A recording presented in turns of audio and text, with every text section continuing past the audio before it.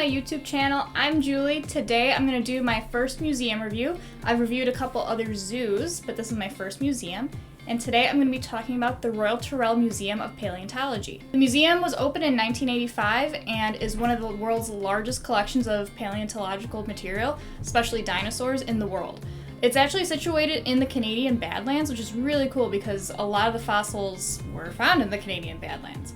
It's a really cool location. I went there when I was in Calgary for the Society of Vertebrate Paleontology meeting that I was presenting a poster for, and I made the trip out to the Royal Tyrrell because I heard it's one of the best museums in the world, and honestly, it is. So I've volunteered and done internships and gone like every weekend to the Field Museum in Chicago, and I want to say that that's my favorite museum, but honestly, the Royal Tyrrell is amazing and probably beats out the Field Museum.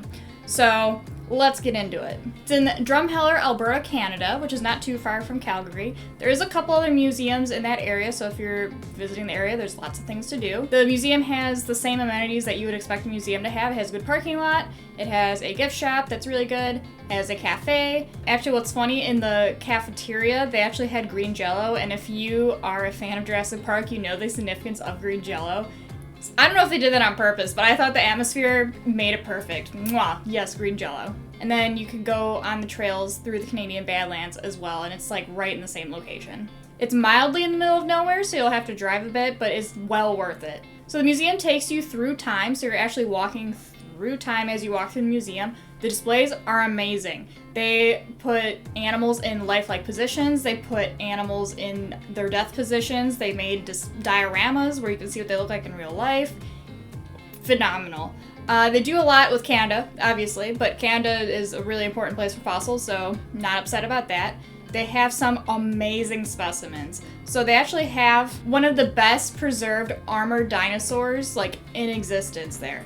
And you got to see it right on display, get pretty close to it. It was amazing. They do an exhibit on the Burgess Shale, which if you are a paleontologist or a budding paleontologist, you know that that's a very important site. It's one of the first sites found that had soft-bodied organisms, and it's a really early site. So during the Cambrian explosion, a lot of soft-bodied organisms flourished, but we don't have a lot of information on what they look like or maybe how they acted. But the Burgess Shale preserves so much of their structure that you can glean a lot about that time period. You can look into the prep lab there so you can see what the scientists were up to. They use technology throughout the museum, so there's this really cool wall of footprints that lit up to showing the different dinosaurs that walked through that piece of land, and they had different colors to show which dinosaurs they were, and it was really cool and it moved.